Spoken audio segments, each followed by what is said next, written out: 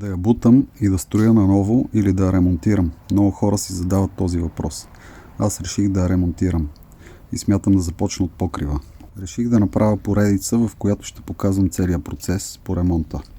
Ще показвам реални резултати и кое колко струва. Знам, че на много хора ще им е интересно, и на тези, които са пред ремонт, и на тези, които тепърва ще купуват стара селска къща. Хайде сега да ви разведа, да видите как е отвътре. Това е антрето с много нисък таван, който трябва да се надигне. Насреща една врата и това е хола.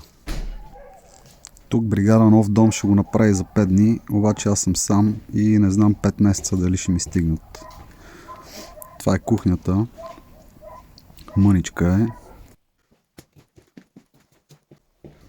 Това е било спалня. Талшитен под в много лошо състояние. Стени също в много лошо състояние. Тук ще падне доста работа. Отиваме към следващото помещение. Още една спалня. Тук също е талшитен под. Стените са в окаяно състояние. Има тапети, които са замахане. А под тапетите има още едни тапети. Обаче ето и най-интересната част. Това нещо е пристройка към къщата и тук имаме проблеми с влага. Вляво има една баня, мъничка. Мисля, че е 2-3 квадрата.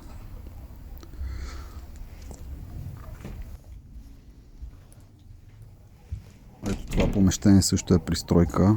Пак има много влага.